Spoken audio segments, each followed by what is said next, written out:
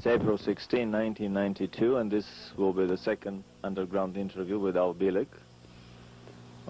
coming to you directly from the American Academy of Dissident Sciences. Al, would you summarize for our viewers, very briefly, for these that have not seen your first underground tape, what was the Philadelphia experiment and what was your part in it? Because all of our discussion in this second interview would be about what happened later and about some other projects that basically have not been commented about so far. Okay, very briefly, the Philadelphia experiment was a project undertaken by the Navy during the war years, which had its early and original genesis in 1931 in Chicago, was moved to the Institute of Advanced Studies in 1934 in Princeton, New Jersey. And by 1940, they had a functional test which proved they could produce invisibility on a Navy ship. That was Rainbow 1. They classified it and made it a project called Project Rainbow. In March of 42, with Nikola Tesla having been the director since 34, he was to have a test of invisibility on a battleship. He deliberately sabotaged it because he refused to be responsible for the loss of life which he expected due to the extremely high electromagnetic power and energies involved to produce the invisibility effect. So von Neumann took over, and in 1943, after a lot of preparation in mid to late 42 and in 43, they held their first test in July 22nd, 43, which was fully successful. The ship became invisible to radar as well as to the sight and to a camera. But they had some personnel problems, not super bad, but nevertheless those on deck were nauseous and ill and had to be removed after the ship returned to dock. The final test was 12 August 1943, and that one was a total disaster.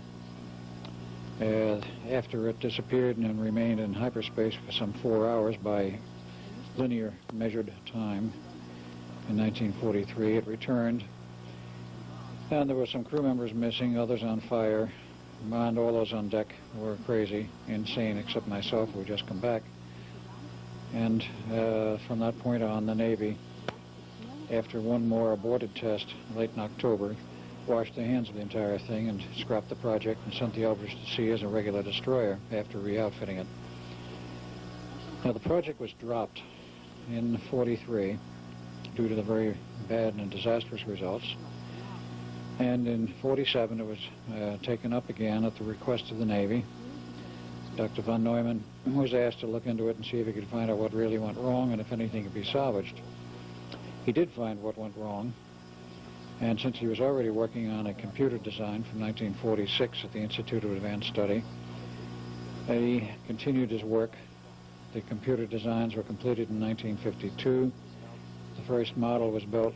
The second one went to England, and I think the third went to the Navy Department. And in 1953, with a totally new design, having been working on several projects simultaneously, they had a final test with the Navy in a totally new project in which there was no personnel interaction.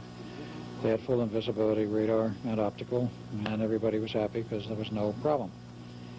So then we classified the project again and called it Project Phoenix.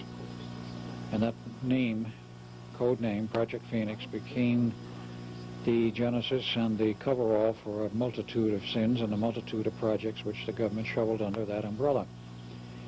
They had everything from mind control projects to invisibility project, that is a continuation of the Philadelphia experiment, to time travel problems and time travel systems and time tunnels and attempts at crossbreeding humans with reptilians and a few other little strange things all came under that umbrella.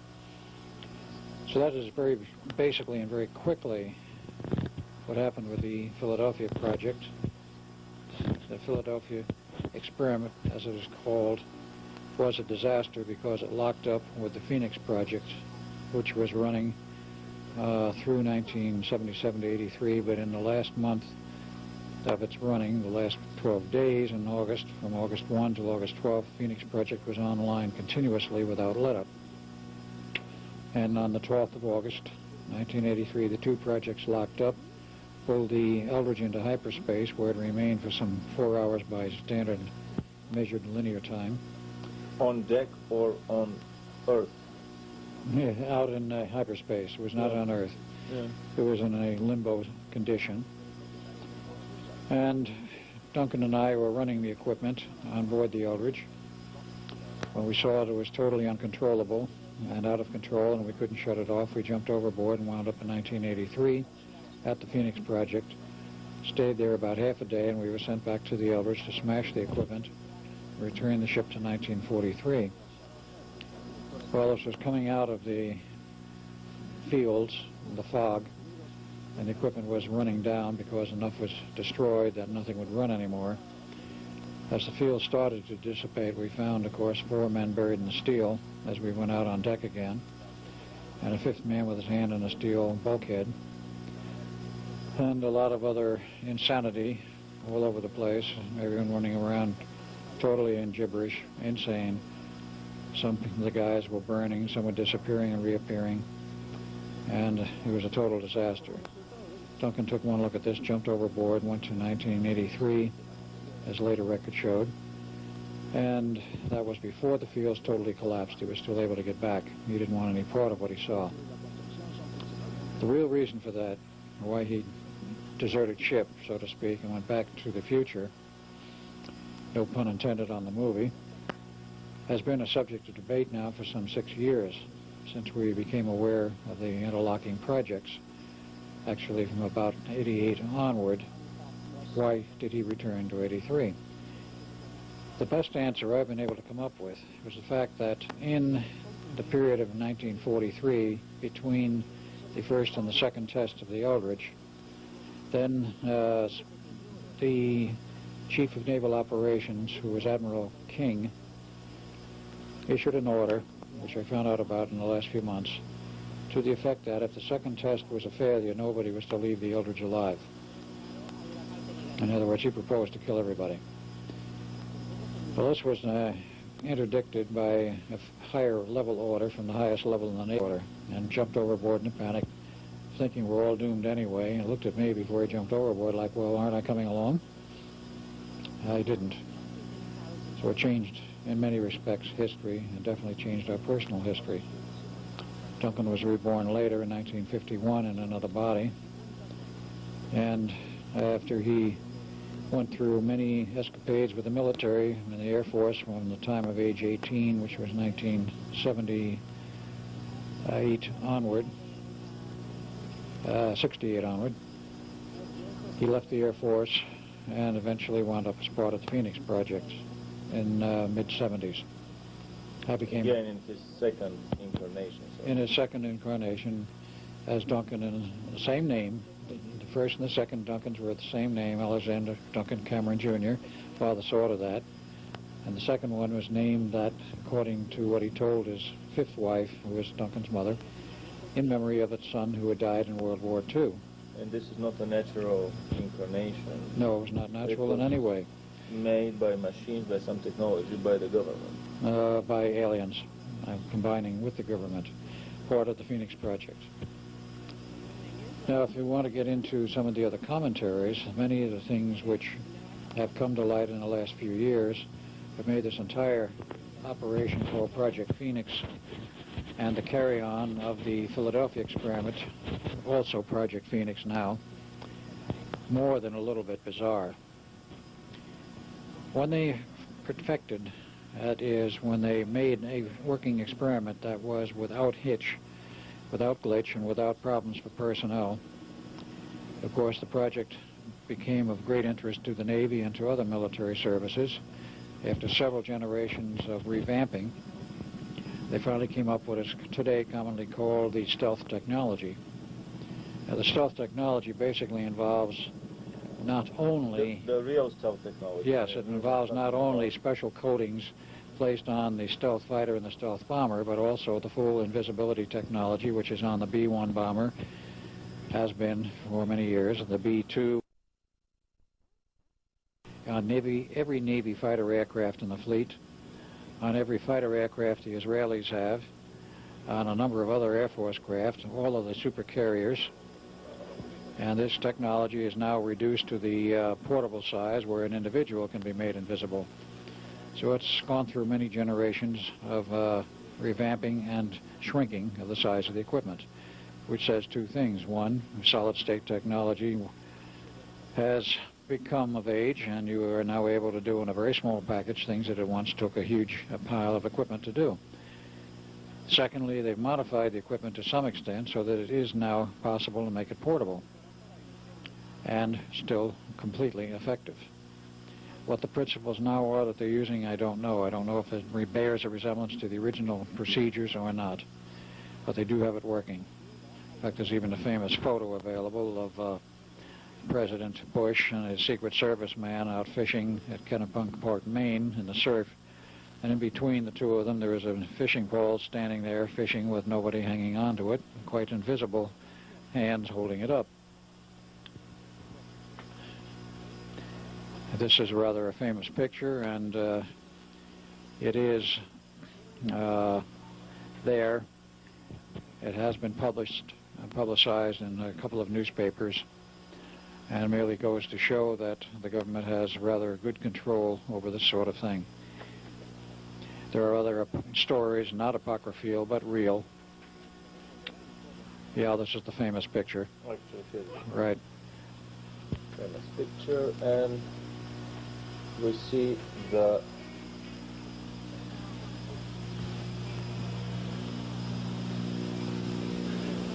you see the president on the right in his pink shirt, Secret Service man on the left with his arms crossed, and the fishing pole standing there all by itself in the surf. And it's very strange. If you look closely, you will see down in the water there are splash marks around invisible feet. Right between the two, yes, right there.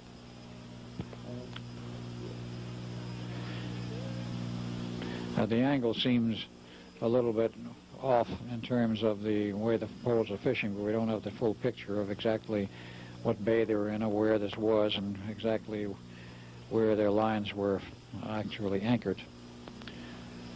But this now can be done by either one of two techniques. One, hardware, or the second one, I understand, is they can put the human, that is a Secret Service man, through a special processing where without hardware he becomes invisible for about 72 hours.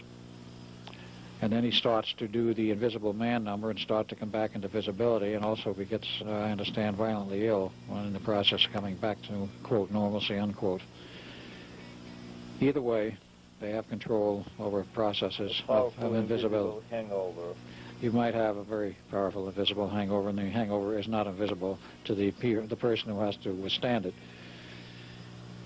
This is only one of the aspects of many things which have occurred. One very interesting thing here that comes to my attention is that if all carriers and if all planes are equipped with this invisibility, which basically is also a teleportation technique, then practically all confrontation on this planet become impossible, because you cannot fight a fleet that can hop around the world oceans at will, just flipping the numbers. Flipping the dials and showing up somewhere else, yeah, after turning on the invisibility. Strokes on the keyboard. There's more than one report of this, of a fleet going invisible in the Pacific, off radar, off optical view by private aircraft that happen to be flying in the area.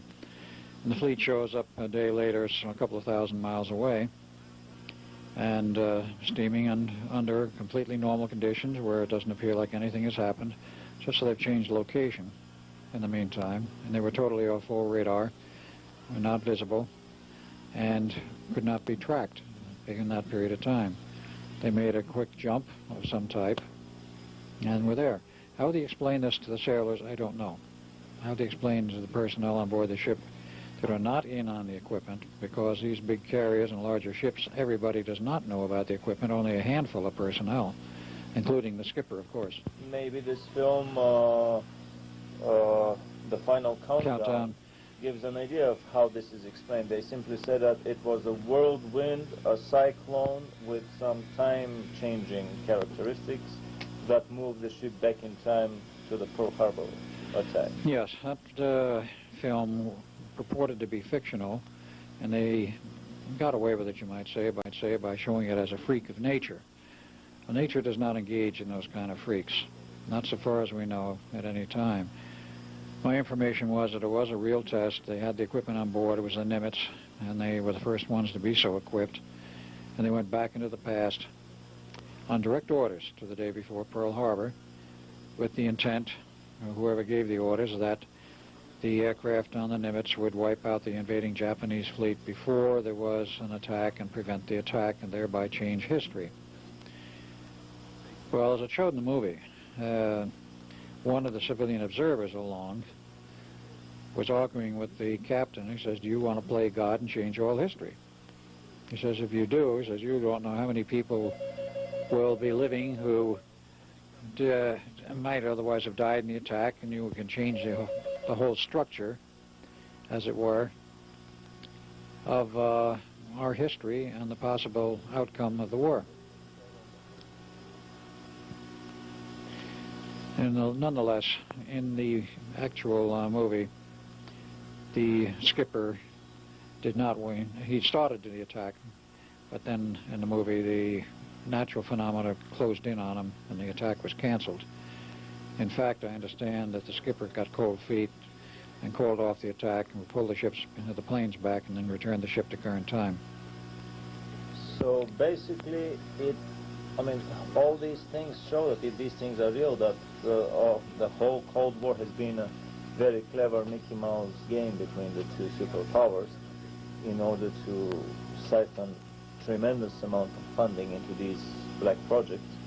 Because technically, both superpowers are armed with these advanced technologies. You cannot literally fight a war, or you can destroy the whole planet. But my important point is, what do you think about the recent revelations from so many places that basically this whole war has been a very clever arrangement between the two superpowers that have been transferring technology behind the scenes? Are you referring to World War II? Or after that. Not after. Insofar as World War II is concerned, I would say yes. There was a great deal of covert transfer of technology, not just before, but during the war. Before the war, it was not covert. During the war, it was covert, and then after the war, of course, we seized everything because Nazi Germany surrendered. That is, the Nazi group surrendered Germany. They did not surrender, period. The Nazis never surrendered, which is one of the best-kept secrets of history. They merely moved out of Germany and went to Antarctica and took all their best projects and hardware with them. But insofar as the covert technology transfer is concerned, there's a great deal of evidence that there was a continuing covert transfer of personnel. My father was in on some of this smuggling of people out of Germany to the U.S. prior to and during the early part of World War II. And with it, some of the technology, because the Germans developed their own time machine in 1945. We developed the equivalent of it with the Philadelphia experiment in 43, and an actual one in 44. These two projects have been secretly coordinated from a higher level so that to compare notes and to see which one would do it better. That would be true, except for the fact the Germans had no invisibility project.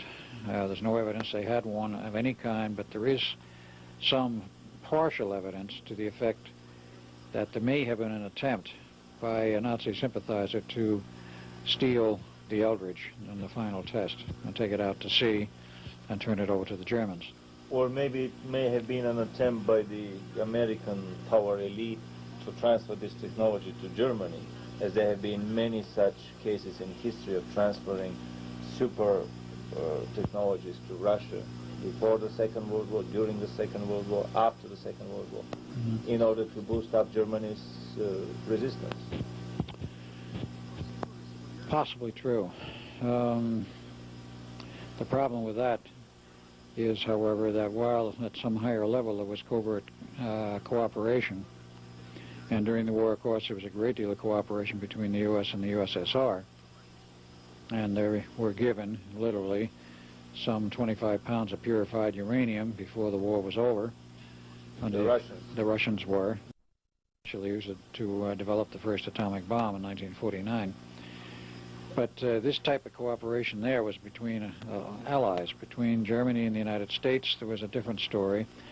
You had financial interests and industrial interests who were so heavily entrenched in the world's financial structure and in the industrial structure that there were deliberate orders out that there were certain bomb targets in Germany and that you did not bomb. And I'm not talking about the concentration camps that did not bomb, but the actual industrial targets which were immune from being bombed throughout the war. The question is why and who gave those orders. Obviously they didn't come from the general.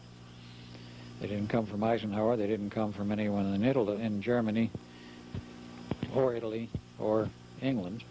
They came from some level above. Where, I don't know. Or the case of the German ball bearings that were stripped of their swastika stamp and used in American machines, or high-grade American aviation gasoline shipped in American ships with German crews to Germany for the Luftwaffe.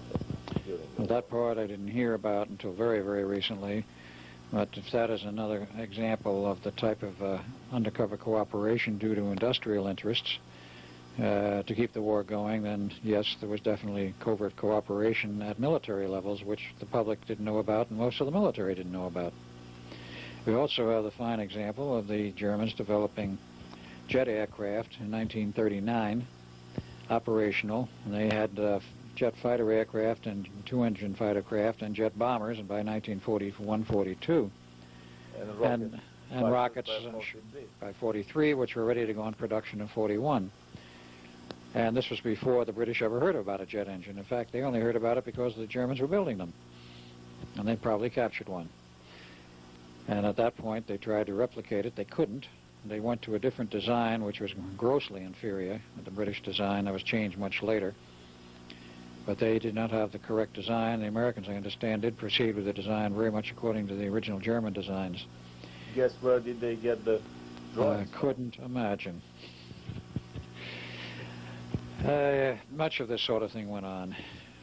You also had, in terms of some of the more bizarre projects, you had attempts in Germany which were becoming quite successful at mind modification, not strict mind control, but mind modification in terms of indoctrination, which was used by the SS masters to indoctrinate the SS troops in their special rooms where they were being impinged by 27 kilohertz high-frequency energy off of special loudspeaker systems, which hit them in the rear of the head. I would like to add a little comment here on the transfer of technology, and then we will turn to mind control. It's very interesting to notice, according to a study by an American professor from a major Ivy League university, I think it was a Princeton University professor, that studied Russian armaments industry from the 20s all the way to the 50s. And in his monumental academic work, among other things, he noticed that 14 out of the 15 munition plants in Germany at the start of the Second World War in Russia, 14 out of the 15 munition plants in Russia were built by German technology, with German money, expertise, know-how, engineers, and management. And even to these days, the AK-47, the Kalashnikov submachine gun, fires with bullets that are the original German Mannlicher bullets for the rifle that the Germans had during the First World War. So basically the Russians fought the whole Second World War with munition produced in German munition plants. After the war, I've heard stories that, for example, Rolls-Royce sold a whole factory for jet engines to Russia because the Russians were way behind, even behind the British, and the British were behind the Germans, just in time for the Korean War. So the whole Korean War was fought with MiG planes that had their engines built in a factory somewhere in Russia that was delivered by Rolls-Royce. Later on, I've heard stories about a whole nuclear submarine being sold to the Russians secretly in the 70s to boost up their submarine fleet because they were lagging pretty much behind. And so this Cold War confrontation was not very real. Everybody in the Pentagon knew that the Russians are behind in submarine production, so funding could not be appropriated by Congress for new construction.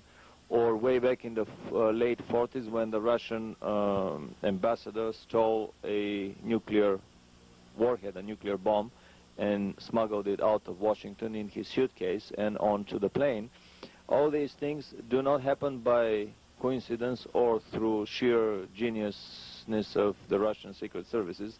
They are cleverly orchestrated and arranged at a higher level, conspiratorial level, higher than the leadership of the CIA or the KGB, in order to coordinate this Cold War and to have the two adversaries basically equally strong, so that money could continue to be appropriated by both the American Congress and the Supreme Soviet.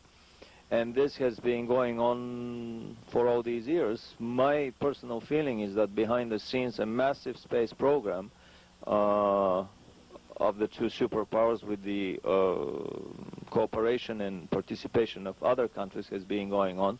And what we see in Star Trek as a fictional reality is probably a Monday, everyday, 9 to 5 jobs for a limited select group of elite intelligence personnel and elite scientists in both Russia and the United States. But I would like to have you all discuss a little bit more about the German mind control projects and how they were later carried on in the United States. Okay, the initial work that I know of that was carried on by the Germans involved the use of sound techniques, which produced a semi-hypnotic effect on the persons, groups in the SS being indoctrinated, so that the indoctrination training would take more readily. This equipment at the end of World War II was captured by what they call the Buck Rogers flying teams, who went all over Germany looking for new technology, things that they wanted to bring home to the United States. Quite aside from the 30 railroad cars full of patents and paperwork, which they brought back to the U.S., they found all kinds of little interesting pieces of hardware. And one of them was this indoctrination hardware, which wound up in Los Angeles, went to the Technicolor Corporation to replicate the electronics. And the speakers, which were very specialized, wound up with Altec Lansing to be duplicated. I know this because of a certain friend of mine who was involved in the project at some level at the time. And after they analyzed what had been built and how it worked on the human head, the hardware was replicated, went into production, and nobody knows where it went. But it was used, of course, in the U.S. somewheres. Exactly where is an unknown at this point. The other factors that go on is, of course, the Germans started this. The Japanese also had their own program going using a totally different approach. They were using microwave energy, a special technique working on the head. I do not know how successful they might have been, but the project was taken over by the U.S. at the end of the war and swept totally under the rug with a complete silence. The work continued basically at Brookhaven National Laboratory starting about 1947.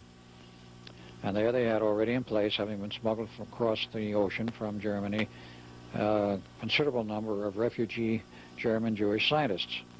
And they were part of the mind control projects and certain other projects. They went to work at Brookhaven, Brookhaven being a national laboratory, to work on the continuation of mind control techniques.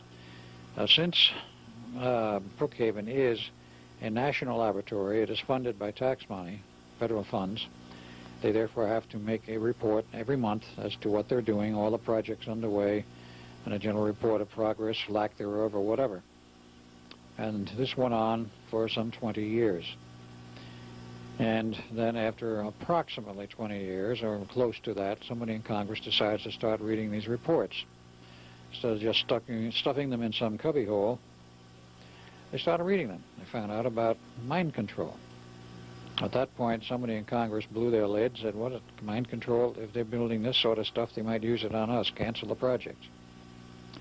The project was canceled, and the scientists were thrown out of Brookhaven, and they were looking, of course, for a new home to continue their research. And they found it not far from Brookhaven, which was in the eastern half of Long Island, further east to a location called Montauk area, and there was a military base called Fort Hero, which was operational. There was an Army base and an Air Force base at that time. The Army part of the base had been there since before World War I. The Navy was there with submarine pens since before World War I. But the Air Force moved in the early 60s with some specialized radar systems they were testing long range over the ocean, and eventually the SAGE system was moved in there about 1963, and that was decommissioned about 68, 69 because they went to the Dew Line project in Canada, still longer range and further north, and all of the SAGE systems around the U.S. were dropped. In that interim, the base was abandoned, was held as surplus property by the General Services Administration, and this group who was already there stayed. The mine control group. The mine control group. And they continue their projects. Now, other projects under the Phoenix Project, and I cannot say I know all of those which have been put under that little umbrella. Phase 1 was mine control, and that was moved to Montauk. That is to that location at the abandoned base. Would you comment a little bit on the other German inroads into mine control, namely the usage of cocaine, the regular usage of cocaine by their officers and engineers? Well, there you get into a very touchy subject, because in the United States today, cocaine is considered a controlled substance and a drug which will do you harm. I know a British scientist who came over to the U.S. prior to or just slightly after World War II, and when he was going through school, he regularly used cocaine. He said everybody in England did. Nobody had any bad effects from it. Nobody considered it a drug, and nobody considered it harmful. It is, after all, a derivative of cocoa, the cocoa leaf. And while it is a sort of energy and psychic booster, he used it to stay up all night and study for his exams, and then be out bright and early and never going to bed, to his classes the next morning to take his exams, and he passed them. Now, this was not limited to England. It was also being used in Europe and in Germany, and at that time there was no control on the substance prior to World War II, and for some time thereafter. And it was regularly used by a lot of these people as a sort of psychic booster. Now, here you get into a very delicate matter in terms of the medical interpretation of what cocaine, not talking about other drugs, other hardcore drugs, but cocaine itself, as to whether or not it is habit-forming or not. I understand generally considered it is not habit-forming in the use or misuse by young people under the age of 21. It can lead to the use of other harder, more dangerous drugs, but of itself might not be considered so dangerous. None of the reports by the LaGuardia Commission in the 30s in New York indicated there was any problem from marijuana or from some of these other drugs, and they were then, at that point, wide open in usage. There was no control on them in the 30s, in the U.S. or elsewhere, to my knowledge. The controls on these were only established after World War II, and would not come down as a tight, hard control with the controlled substance laws we now have until 1965. It was that late. And that, of course, included LSD and many of the other mind-bending drugs, but cocaine was not in that category. These people use it regularly as an energy booster and to sharpen their wits, their mentality. And probably meditation and tapping into higher database. Possibly meditation. Definitely some of these compounds, particularly peyote, as one example, and LSD as a synthetic, but peyote was a natural derivative from the peyote mushroom, was definitely used and still is used by the American Indians as part of their rites, but it has been used by many people experimentally in the past as a means for expanding the human consciousness and looking into other areas beyond the normal physical reality. The government couldn't have this for one simple reason. They were interfering with the CIA's MK-Ultra program and certain other programs the CIA was involved with, which involved mind manipulation. And if you get somebody with an expanded mind, with more awareness and more understanding, they will be able to see through these other programs. But if you cut off the means, somebody patched your memory. Right, if you cut off the use of these materials or their availability, then you're not going to be able to take a better look around you. You might not be able to find out that your mind has been tampered with on one of the government projects, which were rampant in the U.S. and Canada. In Canada, from the CIA, from the late 40s onward. And it's basically the chemical drug aspects from the early to mid-50s. and MK Ultra was only one program. There were many others. You also had other programs underway, which started in 47, went on through 52, for finding the basis for changing the memory structure, changing the personality, completely and totally if the CIA or whatever agency wanted to do this. And these programs were instituted by Dr. Wilhelm Reich in Rangeley, Maine in 1947 when he signed a 5-year contract with the CIA to do research, which was, according to what he was given to understand at the beginning, the initial point, the CIA was, quote, interested in 2 aspects. One was development of psychic ability, finding a means to improve or enhance psychic ability. The second part was they wanted to find a means to deprogram people who had been programmed. To brainwash them? Well, they didn't. Old memories? They didn't state that to Reich, but he soon found out that's what they wanted. And he blew his stack and falsified the experiments. Contract killers if necessary. Right. He found basically the means whereby you can totally reprogram a human mind at will and change its structure, its intent, its the memory patterns, the memory functions, commands being built in to control that individual so they were no longer a free agent, even though they might be under the impression they were.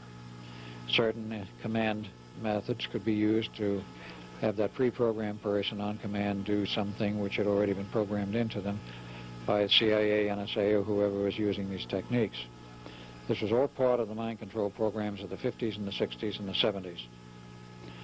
And this stemmed from basically German work and from some Japanese work, because the Japanese work comes into the picture later in the 70s onward using RF techniques, microwave, and satellites.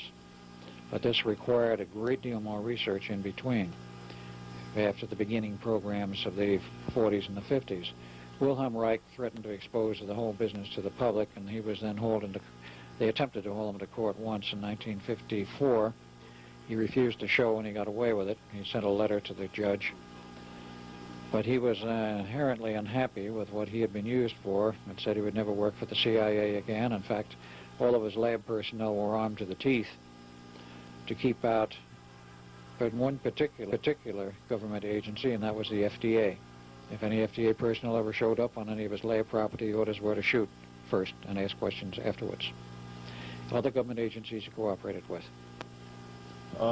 It was very interesting for me, the connection that you were discussing yesterday between some certain indoctrination techniques by Indian yogi cults that were later introduced into the CIA, indoctrination techniques that involved some specialized sexual practices.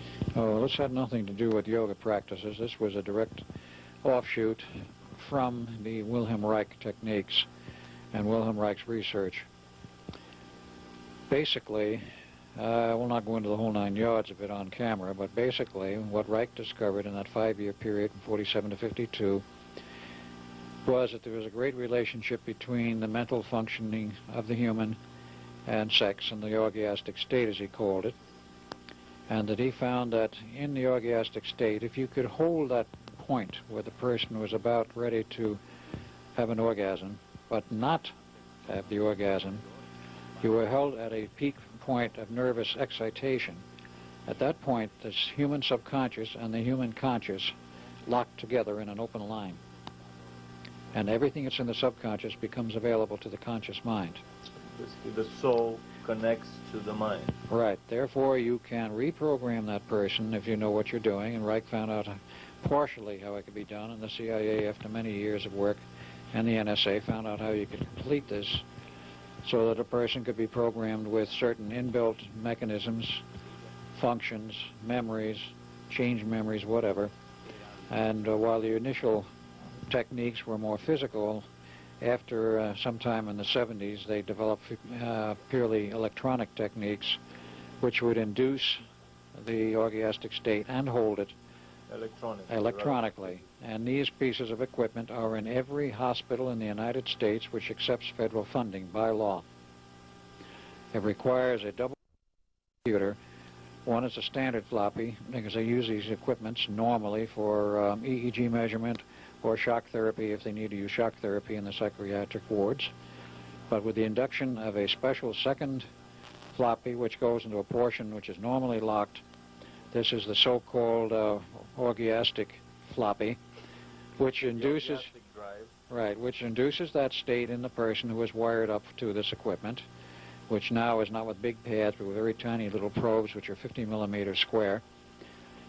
And in the certain appropriate points of the body, they are attached. I won't go into all of them, but all over the body in very critical nerve ganglia points. That person is pushed and thrown, if you will, into the orgastic state, and then by computer, they can change that person's mind, memory, programming, whatever. And when they're done, shut it off and install a final command that they don't remember anything that's happened. And then, of course, the person is released. No drugs, no messy techniques of the earlier Reichian form, and they can be done to a patient, whether it's a regular patient or an in-out patient, at any institution in the U.S. that has its equipment. Private hospitals that are not accepting federal funding do not have the law requirement to carry such equipment, but it is recommended that they do. But every major hospital that has federal funding has required by law to have at least one of these machines there, and they're usually kept under tight lock and key.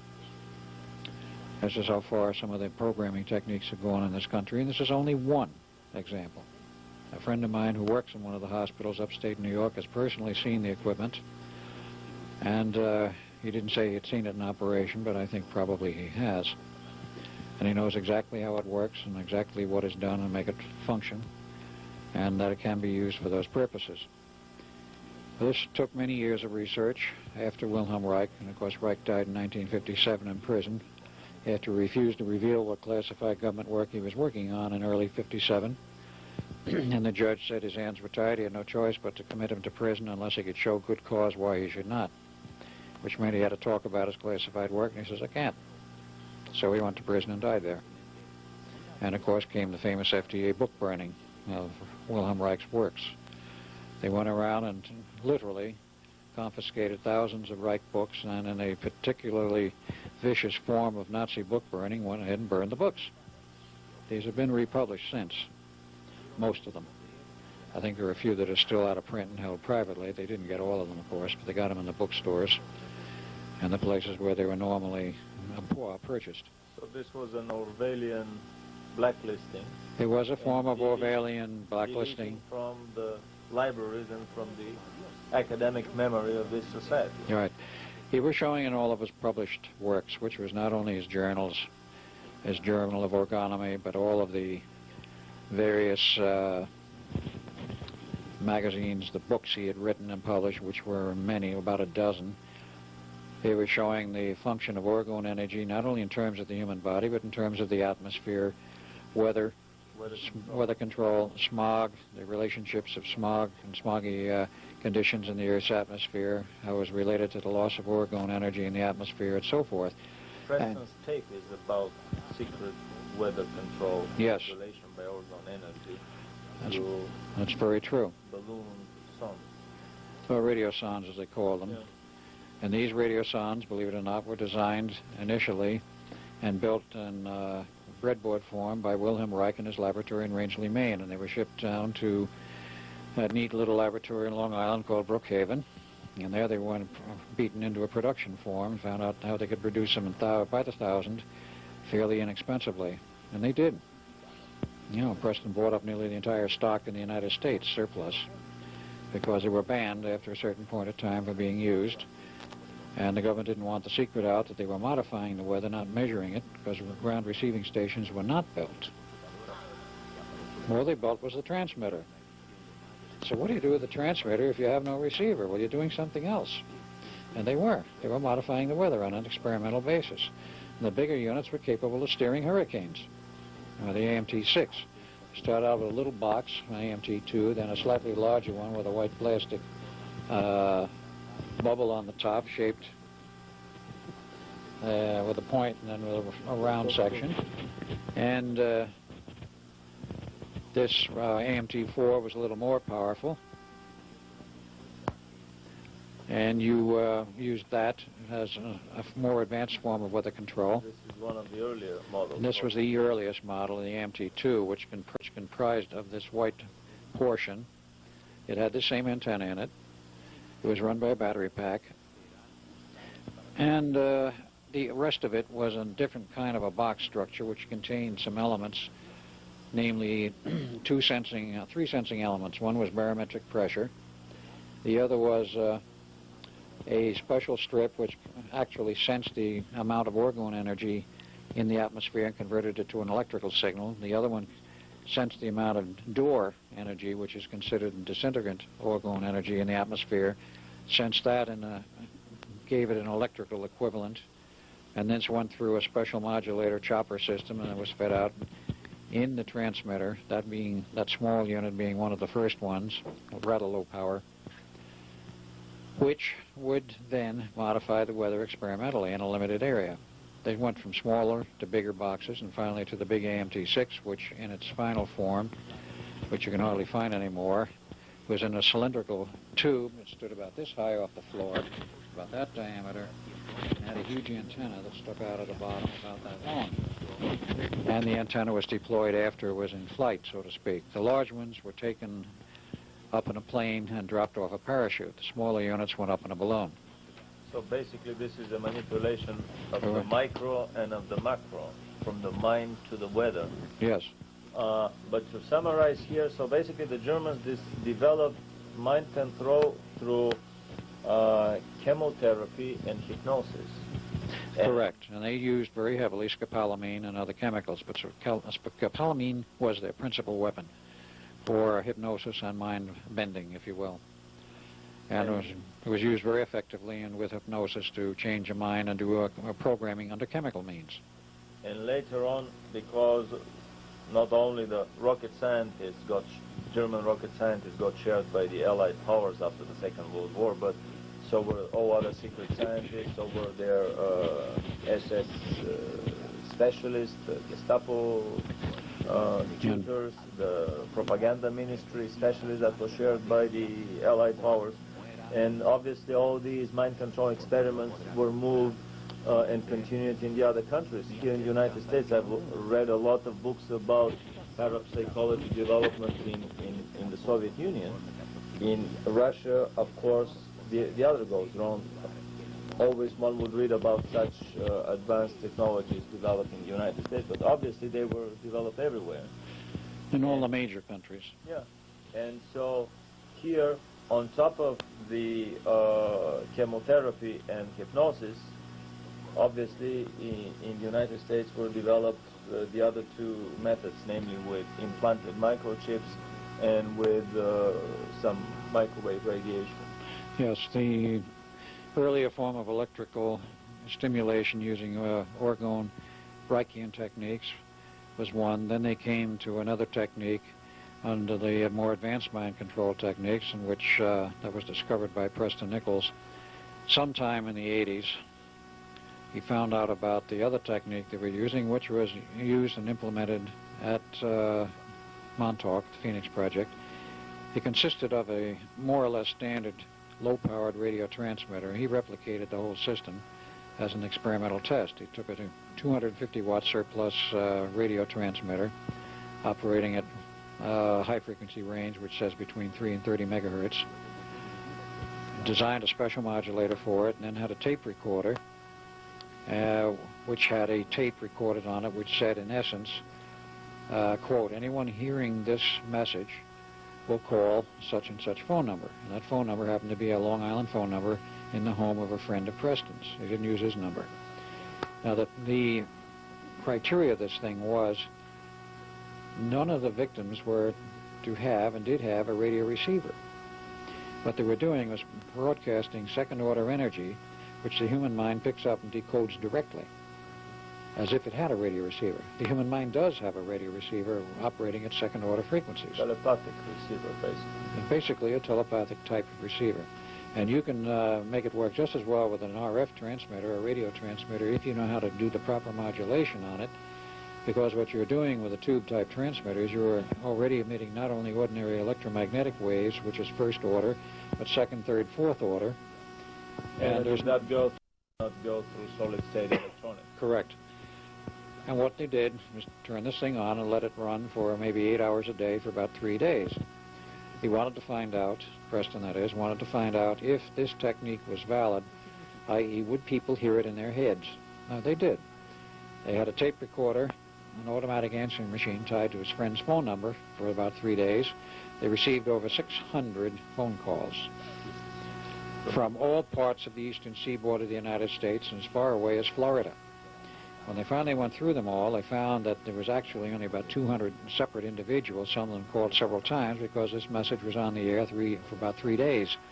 It stopped then because of the fact that somebody in the government found out what they were doing, located the transmitter, which was no problem for the FCC, with all of their portable vans, and hauled off the transmitter. Next thing that happens, the tapes are recorded and the telephone system disappeared, and then sometime after that, the gentleman who let his home be used for this little experiment disappeared himself. But he proved the point. You can program a person and condition them in such a manner that from a specialized radio transmitter, they can receive a signal directly without having to carry a little box around in their pocket.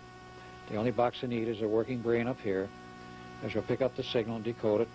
And if they're already preconditioned, this is the key, they must be preconditioned by whatever programming is put into them. If they're preconditioned to hear this signal, because you see, everybody can call in, only people have been preconditioned. They hear the signal, they go for the phone, they call whatever number they're supposed to call, and then what can happen from that point is, this did not happen in this case, but what can happen is that some respondent, whether it be a machine or a person on the other end, will provide a secondary trigger which will then trigger the whole program which this person has buried in them. And then they become the robot, the automaton, to do whatever they're doing, like mass killers, schoolyards or cafeterias, or in the tops of the Belfry Tower at UFC Berkeley, which is a famous case there, where this guy went up there, gunman went up there with a rifle and shot about 15 people. So it's your opinion that it was an experiment? It could have been such an experiment? That could well have been. And you have the famous case of Sirhan killing Jack Kennedy. He shot wildly. He hit Kennedy with one bullet, but it was proven forensically that the bullet that killed Kennedy never came from Sirhan's gun. It came from somebody behind Kennedy, firing from less than 3 inches from behind his right ear.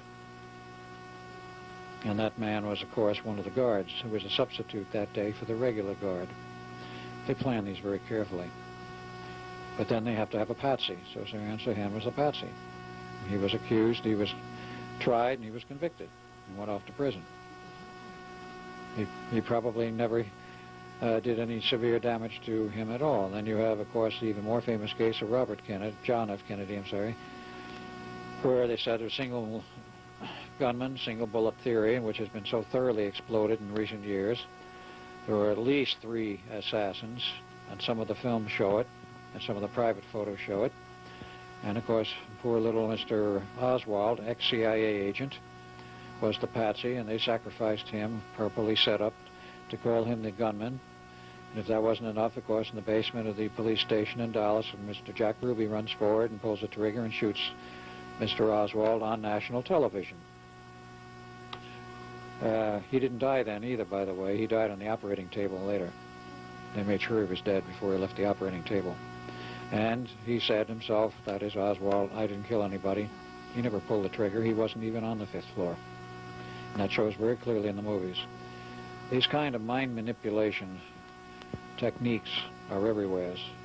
The problem is we don't know who is pulling them or what they intend to do with them or how far they intend to go. What would you comment on the implantation of microchips into the human brain for the purposes of listening to the sounds around the person, maybe even getting visual signal from what the person sees, to, from one point on, turning the big master switch and assuming control over that being and actually commanding it what to do. In one of last year's issues of the Mutual UFO Network journal, the MUFON UFO journal, there was a very good article of about maybe 24 papers in official academic medical journals about implantation of microchips into pets and human beings, into human brains, for the purpose of mind control. Some of these papers were from the early 60s, which means that more than 30 years of such research has been going on. This is a topic very important in the field of ufology, with all this mind implantation by the little grays going on. And it has been my suspicion all along that many of these techniques have been in the arsenal of the government, and so one should look first of all into his own government and then into some aliens doing this massive implantation. The rumors are that from 1 in 40 all the way up to 1 in 10 from the United States population have been implanted. Well, if you go into the history of this type of mind control by signal, by external control, you can go back as early as 1960 when Dr. Delgado was experimenting with implanted chips in the heads of bulls, and he proved in the ring in Spain, I think Barcelona, that a charging bull could be stopped in its tracks by flipping a switch on a little electronic control box on the radio transmitter, which affected this chip buried in the bull's head. The bull, like a radio-controlled model. Similar to a radio-controlled model, except he was doing a very simple signal transmission, which caused the bull to turn aside, and it was set up in some manner, which made a very effective control of the bull. He lost his anger, or he was just directed to turn aside. That was publicly demonstrated. Now, that was only the beginning. Nobody has been able to find out exactly what Delgado did since then, but of course you have the spectacle of the CIA continuing, and as microchips were produced, you have had implants which have been found in people's heads by the proper high-definition radar, not radar, but X-ray systems, and also the MRW systems, or MNR. They can also find these chips. But you have more than one class. The initial class was probably developed by our government, possibly in conjunction with alien technology, and possibly strictly on our own. But then you have certain documentary films which the Japanese have produced showing, after interview of people and putting them through CAT scans, they can show implanted devices directly in the brain. They cannot figure out how they got there, and they know damn blessed well they can never remove them because it would kill the person to try and dig these things out of the brain. And they cannot explain how they got there. They cannot understand the technology involved because it's not terrestrial technology. It's one of the proofs about UFOs and ETs. Some of these implanted devices defy any medical skill we have to put in the head where they are. Maybe they were beamed inside, beamed down. It's hard to say how it was. It's hard to say how it might have been done. But they're there. They're easily visible in a layer-by-layer CAT scan as to what part of the brains are in, and very often they find two of them, one in the left lobe, one in the right lobe. Now, what effect they have is unknown, because it's not been detected in some of these cases that the individuals had particularly erratic behavior. But the technology is there, the technique is there, and where the line ends between U.S. government hardware and control and alien technology and control is very hard to say. But this is... They all work. The evidence is they're working together. They're working together. One for the other. Exactly. Going to the Phoenix Project, one of the aspects there, of course, was mentioned the radio device, radio transmitter for human people, brains properly set up, would pick up the signal and respond. You have other types of technology which have been developed as a result of the continuing work at Phoenix, at Montauk, elsewhere, because you must also know that there were 25 stations. Every SAGE station was converted essentially to a Montauk-type operation, though they didn't all stay online. Eventually only about 3 left. And how many other projects buried elsewhere were going on, we don't really know. We know of 2. ITT Corporation, who was the contractor for all of the hardware for Montauk, that is for the Phoenix project, at Montauk. Also had some ongoing side projects. Brentwood, Long Island, existed for many years, actually since sometime after the turn of the century, an overseas communication system known as McKay Radio Overseas Communications. About 1966, the system was bought out by ITT. It was a huge... Tesla, no noise communication? No, those were standard, ordinary communication using regular transmitters. Only they had a bank of about 52 transmitters there for different frequencies. They were set up for continuing overseas communication, which was voice, which was teletype, which was fax, and everything imaginable, both black and white and color fax. The transmitter site was at Brentwood, and after it was shut down, which was in the fall of '86, when I was found, they had been experimenting on other projects on the side, and some of the transmitters had some non-standard equipment in them. We found other non-standard equipment around, and we finally located the chief engineer of the site, who admitted that there were major changes in the installation, which he had no understanding of what they were for. They had the regular traffic, and they had direct tie-in to ITT laboratories at Nutley, New Jersey, through dedicated phone lines direct to that site for inputs that he had no idea what they were. He said it was totally controlled from ITT Nutley.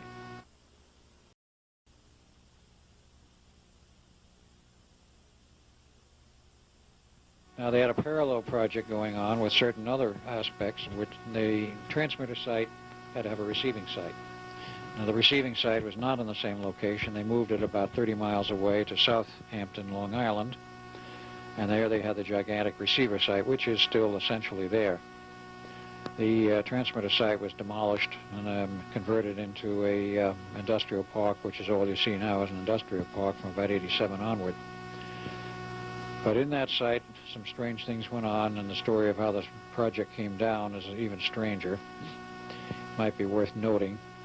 We had to track back, and Preston Nichols was very heavy in this because he's a radio amateur and he's in the radio amateur clubs. And he had been by that place many times, and one October night, with he, Duncan, and myself in his van, headed up to the place. He wanted to show me this vast transmitter site. He says, I don't think we can get on in there, but it's there. Well, the gates were wide open. The guards were gone. The power was off. So we drove in and drove around and wandered all through the place. And they had not yet started demolishing the main transmitter building. They had demolished some of the smaller buildings peripherally, which may have had some manufacturing facilities. We're not sure. But we went through that, saw all of the transmitters, and there were some very strange charges left on them. Eventually, of course, the amateurs were invited in to strip the place, take anything they wanted, because it would save the contractor the trouble of removing it.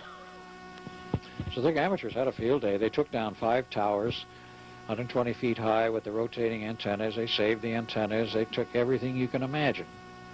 And when they were done, they still had literally tens of tons of hardware to scrap. The transmitters eventually were bulldozed, what was left of them. But we couldn't understand why this place shut down, because it was a functioning overseas communication system. Well, finally the story filtered through from ITT Corporation's headquarters at Maiden Lane, New York, about a very strange occurrence in one night in September, actually a Saturday. ITT had planned to shut this facility down on a permanent basis because they really had a little more use for it. And that particular morning on a Saturday, they gave instructions by phone to the station master that this was to be the last day of transmission. There would be some traffic that would come through, and they would have shut down and secure the transmitter on a permanent basis. So he received his orders, and throughout the rest of the day and far into the night, the transmitter remained on. And it was receiving traffic, and nobody at the Nutley end or New York could figure out what was going on. They had orders to shut down the station, and it was not shut down. It was accepting traffic and transmitting. So they sent somebody out from New York to investigate, and he arrived that night and started to go on base and took one look and said, I ain't going on this place. The transmitter building, with all of the transmitters, which was quite a large structure, was glowing with a blue glow over it. Something which was totally abnormal. He wouldn't walk on the base. The whole, it was surrounded with gates and fences and all of this. He wouldn't go on the base at all, and he went to a telephone and called Nutley and said, there's something very strange going on here. I refuse to set foot on base because of this very weird blue glow, and it just doesn't seem normal at all. And attempts from Nutley to contact any of the personnel on the base in the latter part of the afternoon, the early evening were futile. They got no answers on the phone. So they said, okay, don't go on base. We'll come by with the crew in the morning and we'll shut down the power from the substation outside the operating area, which they did. And then they went on base. Nothing wrong, everything appearing perfectly normal. All the equipment was there. 12 people on that base earlier in the day had vanished completely, were never found. Not a trace. They finally had to tell the families that these people had disappeared. How they handled it, I don't know. But about 3 days later, they fired up the equipment to see if there's anything wrong with it. They found nothing wrong with it, whatever. Everything, piece of equipment on that base operated properly, but nobody was there. So ITT shut it down and did a little head scratching and finally says, okay, we don't have anything more to do with this place, get rid of it. So that was when the order came to sell it. They found somebody who was a developer of industrial properties, and they bought it lock, stock, and barrel for $5 million cash. They finally found out how much they paid for it. And ITT told him, you get everything. He says, we don't want all this transmitting gear. He says, you got it all. We don't want it. It's your problem. So that's when came the famous offer to the radio amateurs to come in and have at it and take anything they wanted. And they did for 2 weeks or 3 weeks. And then, of course, eventually everything was torn up and the transmitters were destroyed, the buildings were leveled. I was there when they were doing it. And the underground facilities, and there were some extensive underground rooms, they were so strong that they supported the bulldozers without bending at all. What they did with that, I don't know. But they eventually cleared everything, and it's now a large industrial site, and there's no trace of the old transmitter towers, the buildings, or the site. But that story was weird in that whatever was going on at that station, apparently the station or something connected with it wasn't about to be shut down. So into the blue went about 12 people, somewhat reminiscent of what happened at Montauk not too long before, except there it was a different phenomenon. Well, that's some of the strange things that have turned up in Long Island in the process. This reminds me of these additional byproducts of the Philadelphia technology way back in the 40s when seamen were disappearing off the deck of the Eldridge, and then somebody else appeared, another seaman appeared in Italy, buried in a brick wall. Then that barroom fight with the crewmen that came out of nowhere. Yeah, those are all interesting stories. The one about the barroom fight is documented. I do have the newspaper clipping finally, which documents a group of sailors coming out of, as they put it in the paper, the rear room of the barroom, fighting and engaging in a brawl, and involved themselves with the customers in the bar, and bar stools were overturned and things were damaged, and they estimated $600 worth of damage, which was quite a lot of damage in 1943. And the MPs and the SPs were called, and the police and the shore patrol hauled off the sailors, and the Navy said they would pay for the damage that was done. The only problem with the story was there was no back room in the bar. There was nothing but a wall. And it would appear that these sailors came out of the wall, probably connected with the Philadelphia experiment. We don't really know, as has never been run down for the ultimate answer as to where they came from. The other story I've heard once, and I've not been able to get any data on it, is that about the same time a sailor, an American one, turned up buried in a brick wall someplace in Italy. Quite dead when discovered, but the body was half buried in the brick itself. And this was very reminiscent of what happened on the Eldridge, where 4 bodies were buried in the steel, 2 horizontally in the deck and 2 vertically in the bulkhead walls. So the phenomenon that was created by the Philadelphia experiment in the final test was enormous, was very far-reaching, and was very, very destructive of many things. And we perhaps do not yet know the full story of what it really did. But we do know that the Navy, of course, wouldn't leave it alone, eventually had to pick it up again in 47, which I've already outlined. I remember a story here, a very interesting story that I heard on American radio, American Forces Radio in Japan, in the late 70s about a big rock that was a program on unexplained phenomena, Fortean phenomena. One night, a big rock, huge boulder appeared out of nowhere in the middle of the city square of an American city on the East Coast. Next morning, all the city elders gathered. The rock was so big they couldn't haul it in any truck. They had to cut it in pieces or to dynamite it. Scientists were called in, and one of them said, well, maybe this is a materialization of some material out of a different dimension. And I said, nah, different dimension, my left foot. That was almost 20 years ago, when I have absolutely no idea about time travel, about different parallel dimensions and so on.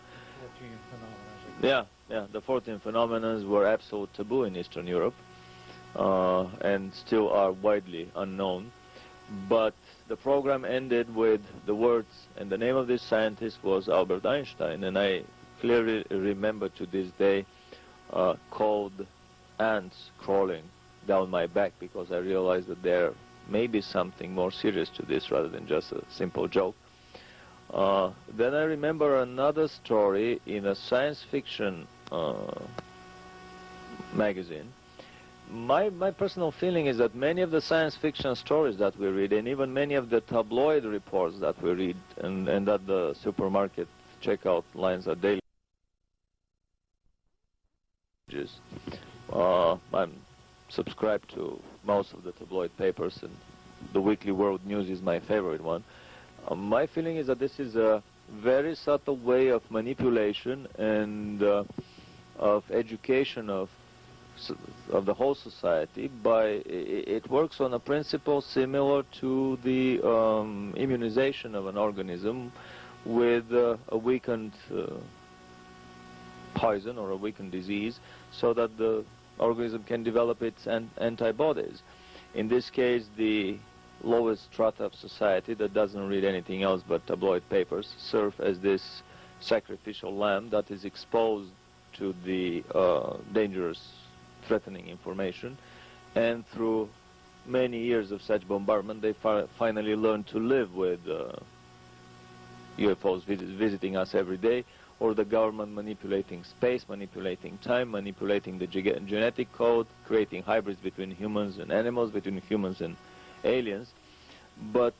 And in many ways, the science fiction literature has been serving the same purpose. There are so many stories that are written after a carefully orchestrated or designer leak, as I call them sometimes, happens, and some intelligence official contacts his friend, who happens to be a writer, and a nice best-selling story or short story or novel appears on the book, on the market after some time.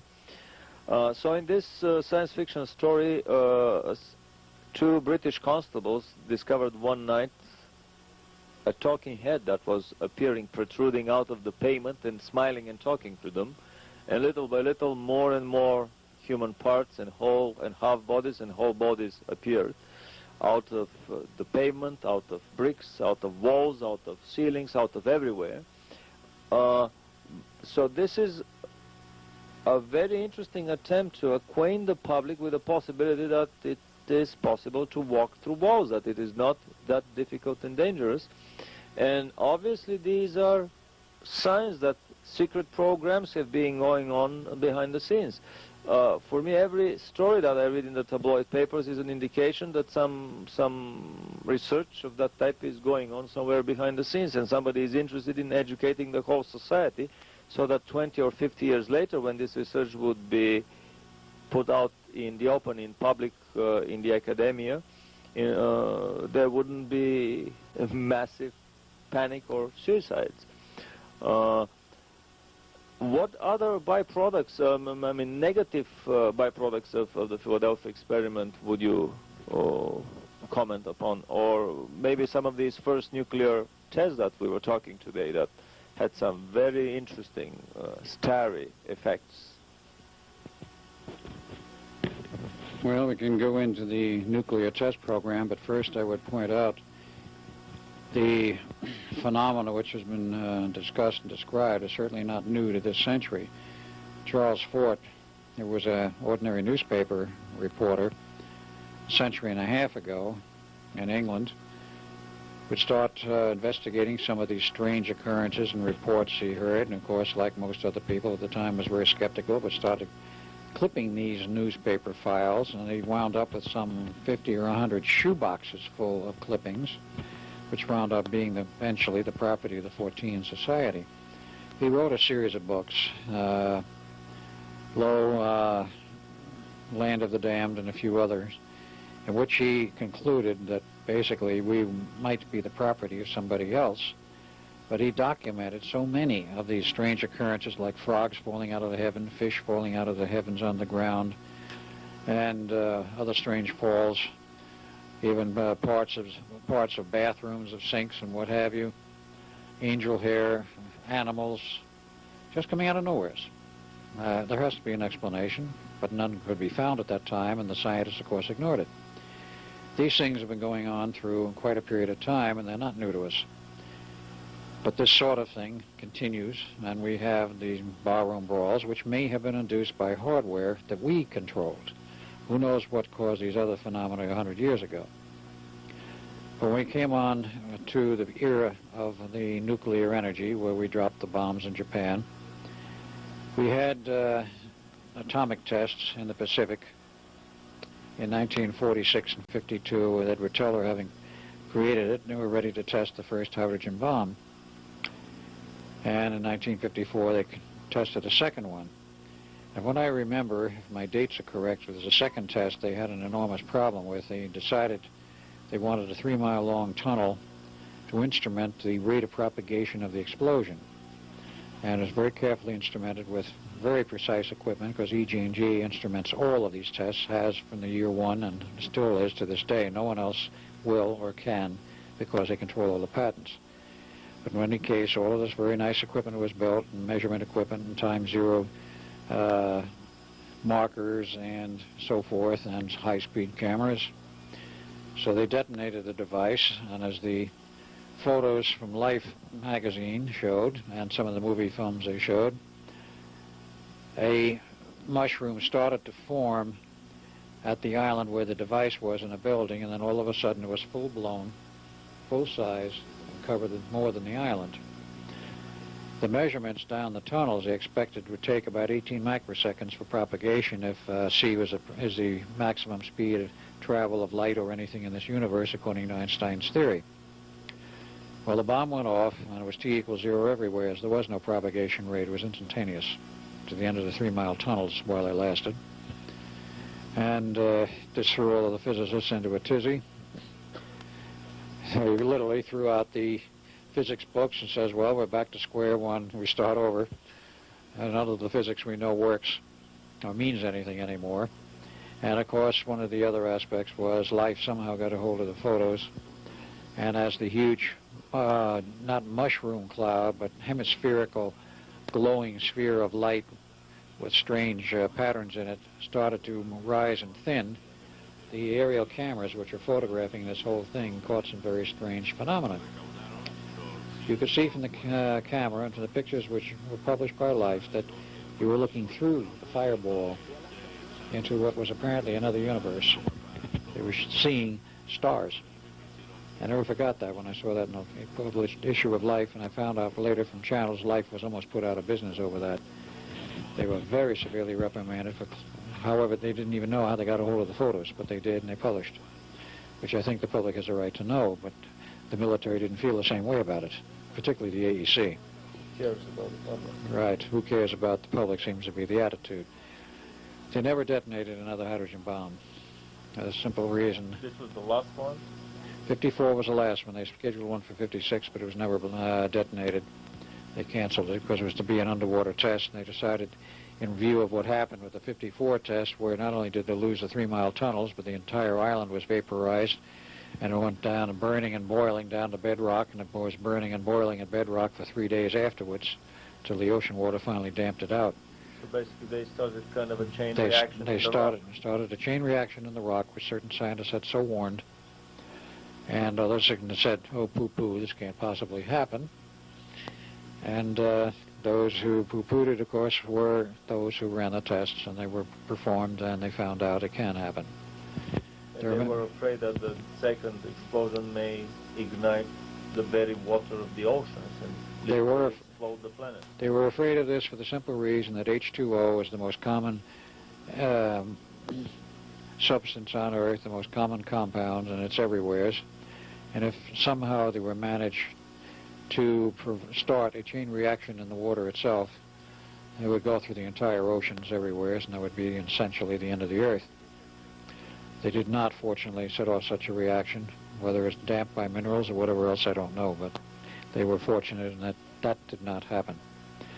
So all further tests were abandoned. Then, of course, the Russians start their H-bomb tests. And because the Americans didn't give them the data, they had to repeat everything again. Exactly. So they had their one and only test, which I believe was about 1959.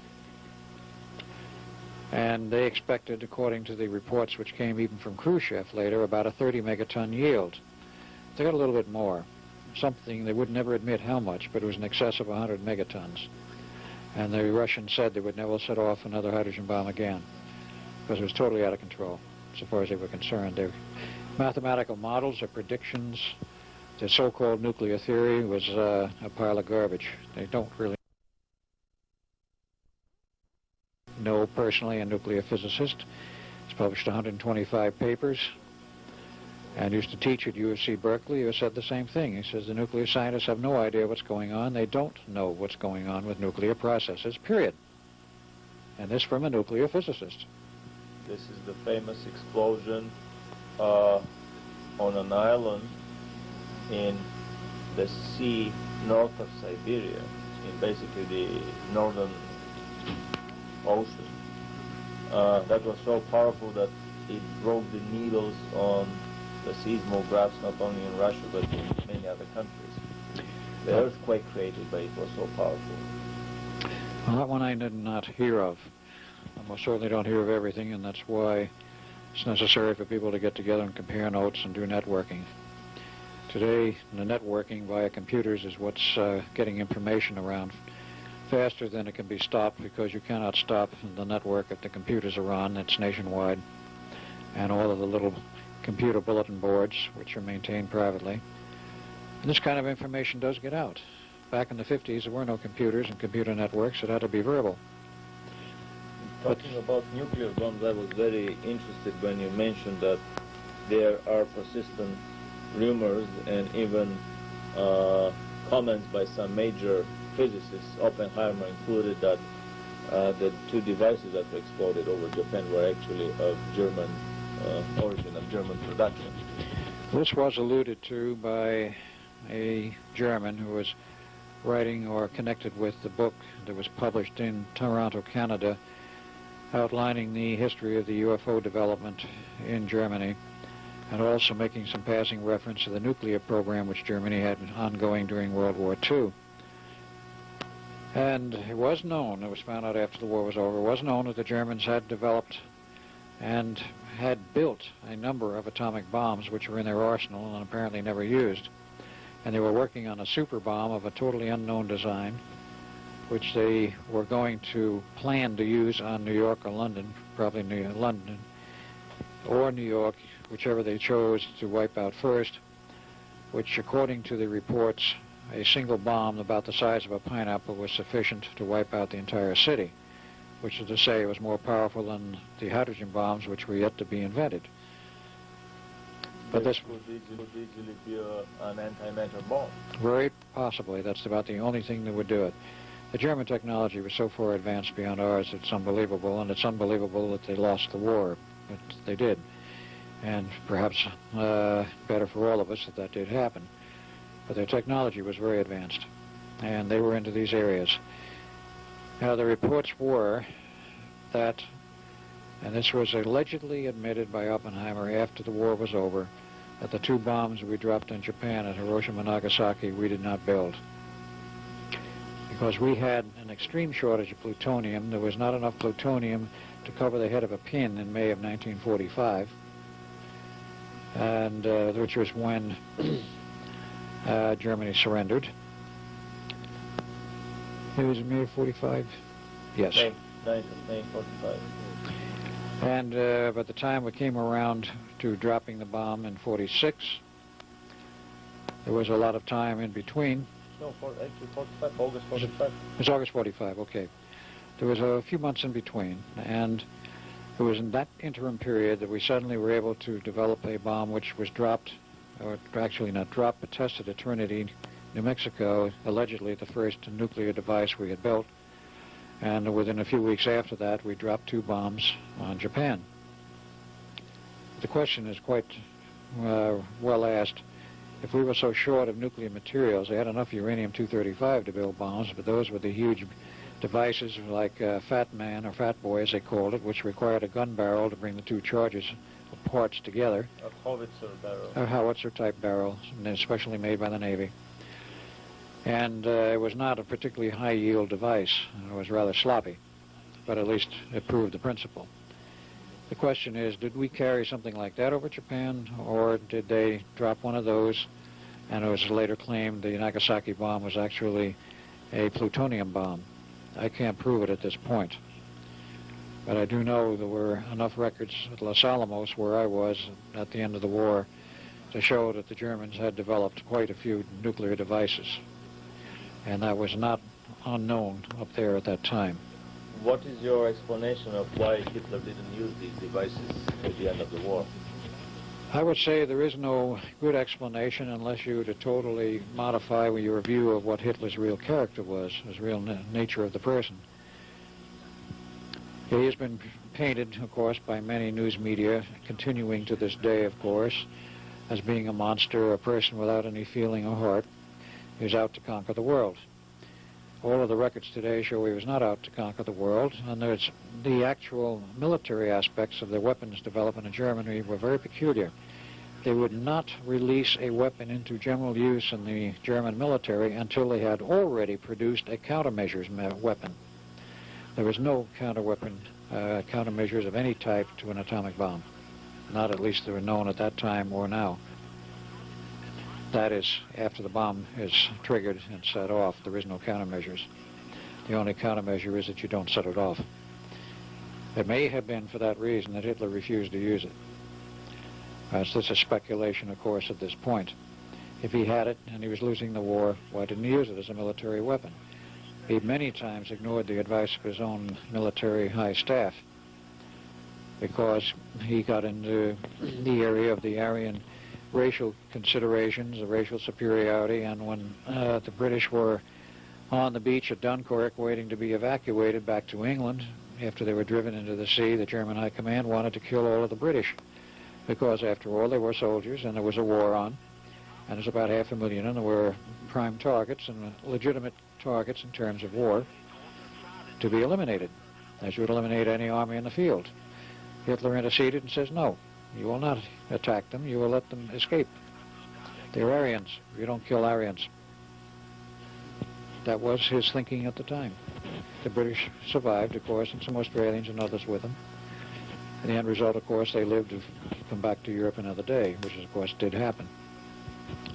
But he had some very peculiar philosophies, and one among them was he did not want us to wipe out necessarily a lot of Aryans, which he considered the British as being. So one has to take another look, no matter how difficult it may be, at some of Hitler's philosophy and find out where his head was really at, because you will not get a true picture from the current propaganda or the ongoing propaganda from the end of World War II or during World War II. Much of the propaganda that was against Hitler from our side after we were in the war, of course, portrayed him as a beast. But remember two things.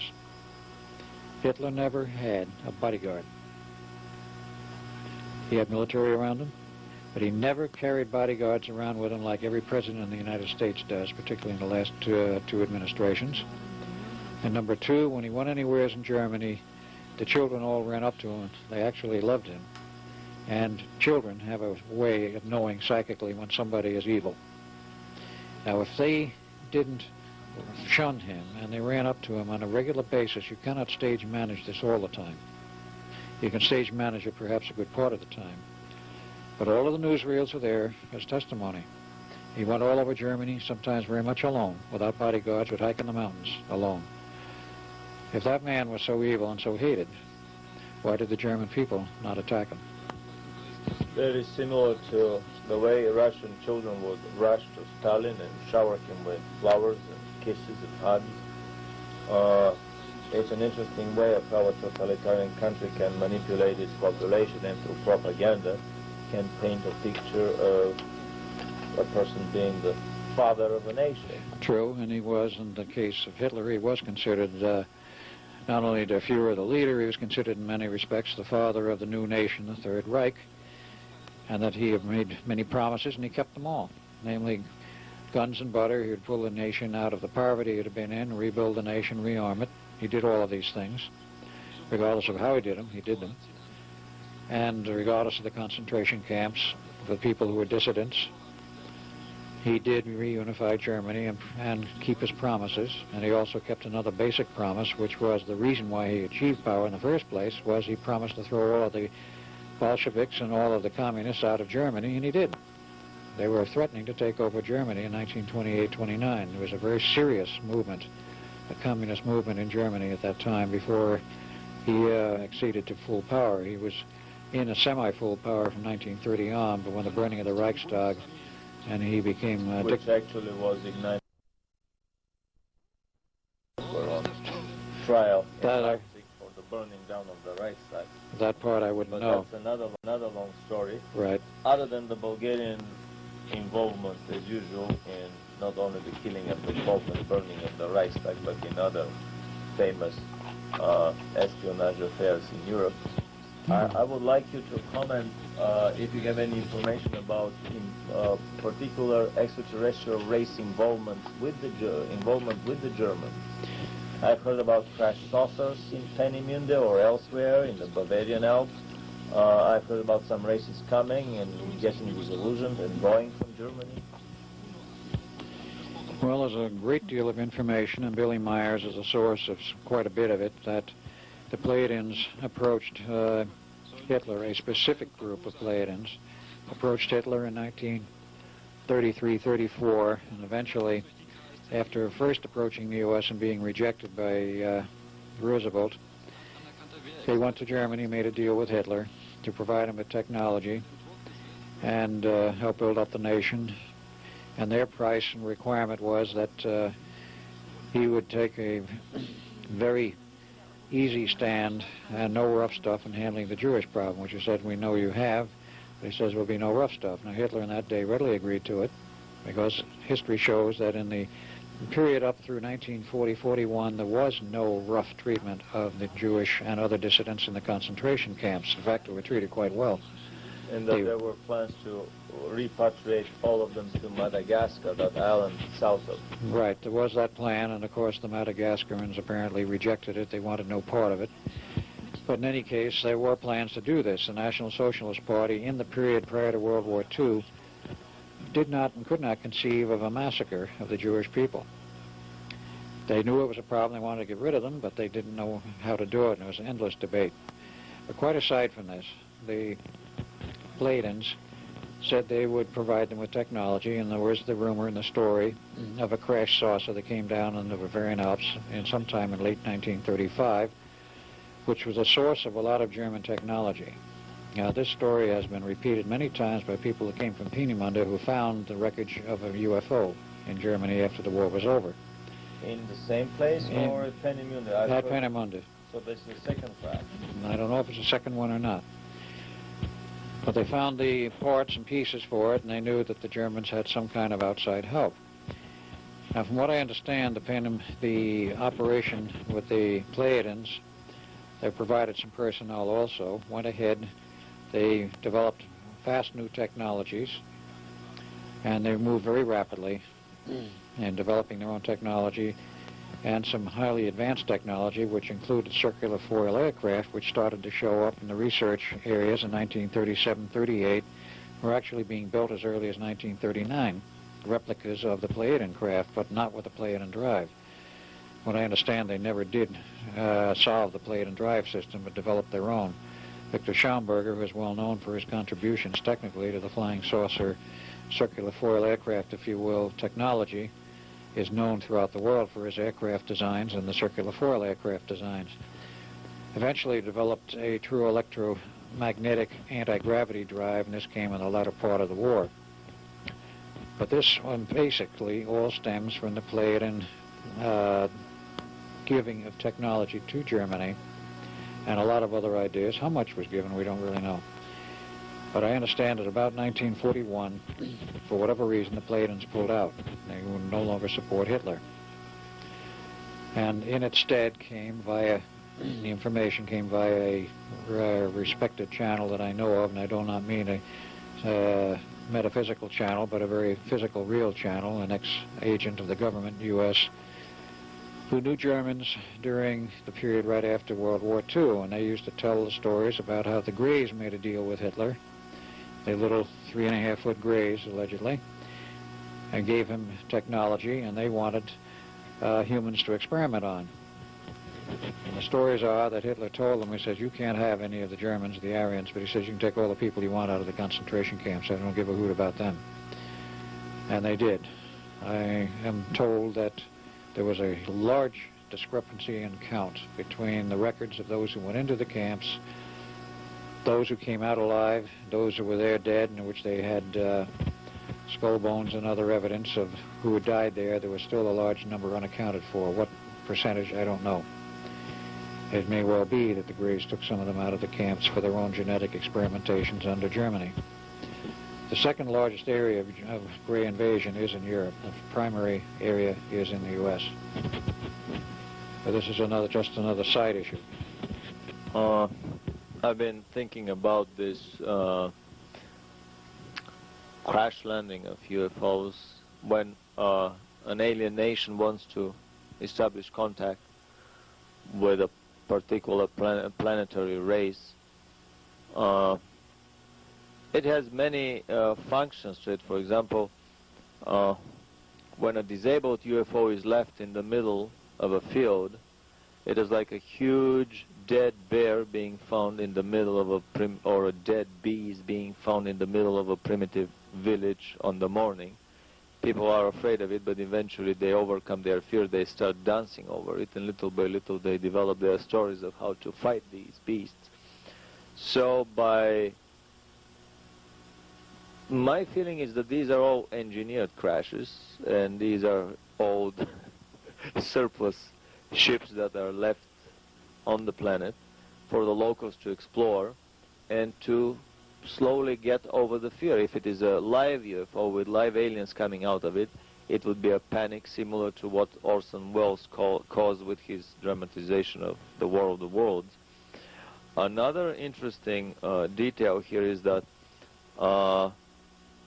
many times the aliens conclude a treaty with a government, but with the very top echelon. Less than probably 10 or 20 people in the whole country know that there is a treaty with aliens, and that information is being transferred from their civilization to ours.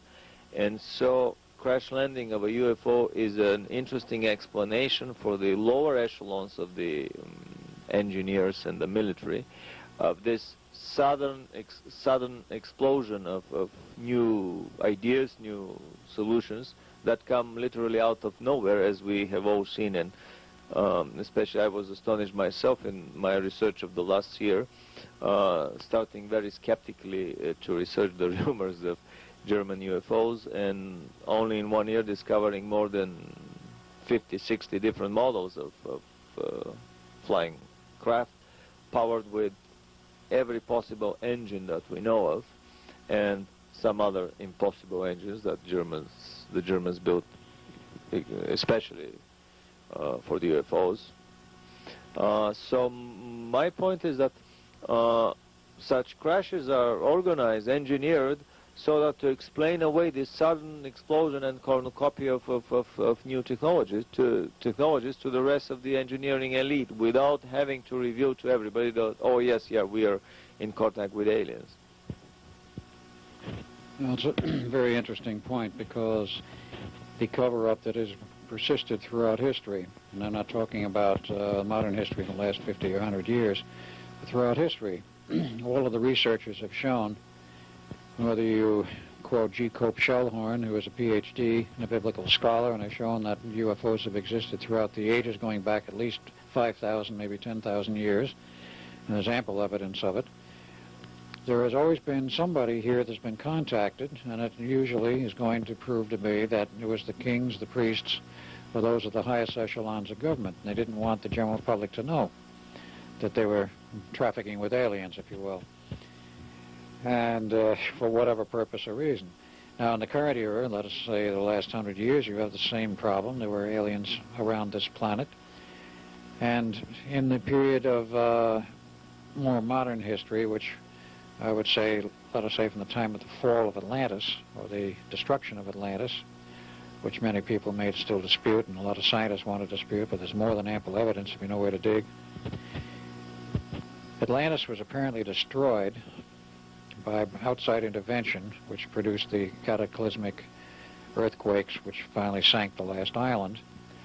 But in the process after that, a governing body on Earth was set up, which is now known as, and has been known for centuries and millennia, as the Order of the Illuminati. The Illuminati is a strange organization. It has its current world headquarters, and has had it for at least 500 years at Basel, Switzerland. But from the earlier days it was elsewhere, to the days after the collapse of Atlantis. And there's a governing body within it of 3 people. 2 were always humans, and the 3rd was always a reptilian. Which is to say, there is an outside influence in the affairs of Earth, and has been for at least 10,000 years, a direct influence. And the rest of the orders, apparently, for the progress of humanity, or what is to go on here, would appear from outside. Today, the Order of the Illuminati is not the only secret organization.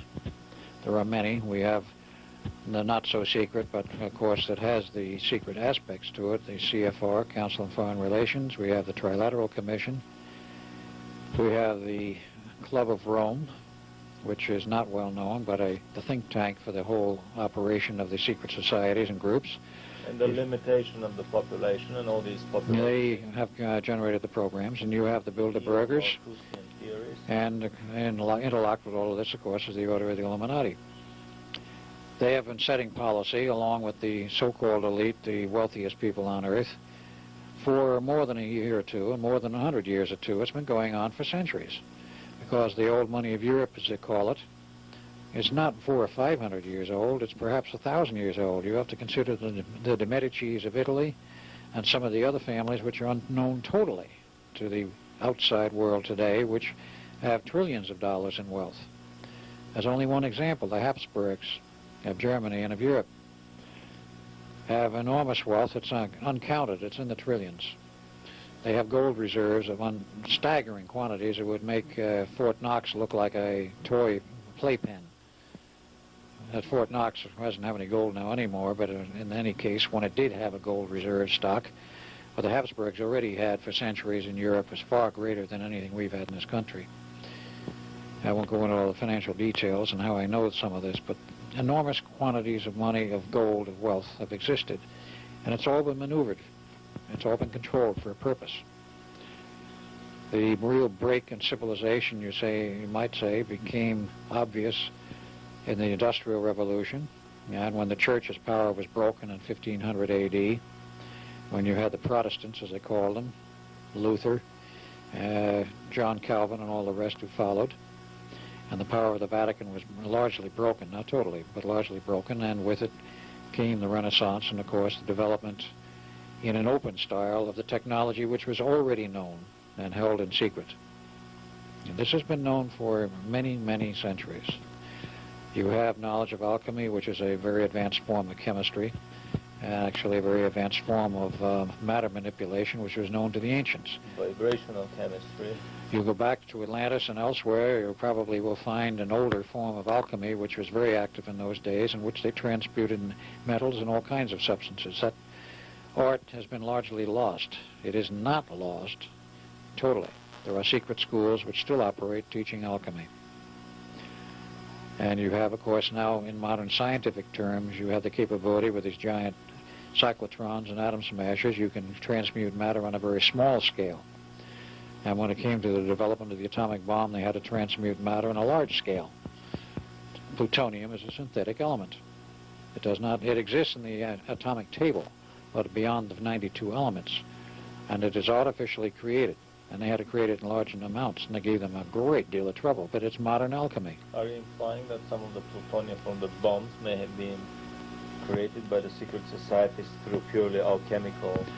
No, I wasn't implying that. I was merely stating that the conversion of uranium to plutonium is in essence an alchemical process because you are changing one element into another.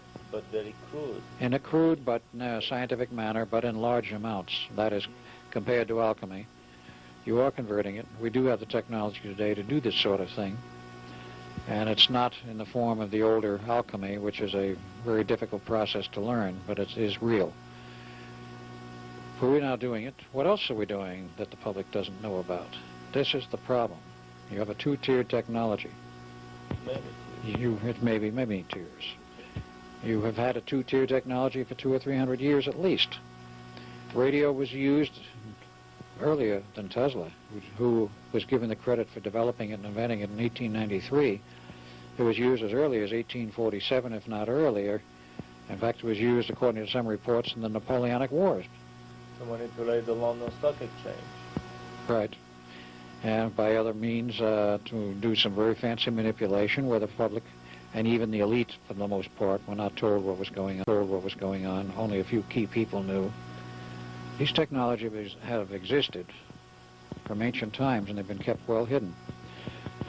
They were not available to the masses because they didn't have the technological base to build them. These may have been leftover pieces of hardware. They may have been supplied by aliens. There may have been secret laboratories that could produce them by ones and twos. And not only this, but they were made. You have to have special technologies available only to the elite to continue their sense of control, their feeling of power. And every time a given technology is spread into the wider population, you have to present the next new toy for the elite. These higher levels of conspiracies that control the terrestrial elite, they never leave the guys without any new toys. It may be a new Nautilus submarine when everybody travels above surface and nobody even dreams of going underwater. It may be a program to land on the moon way before anybody even dreams of going there. It's like the British team exploration of the moon in 1897, 1898. I'm very curious of what you have heard from your channels about this. Well, there is an interesting story that went around. A friend of mine, Preston Nichols, and I can't talk about it now because he's not only no longer employed, he's blacklisted by the government totally.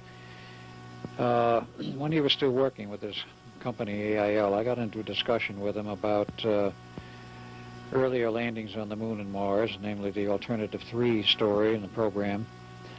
And he says he got discussing this with his boss one day at the company he worked at, AIL, one of the divisions of it on Long Island.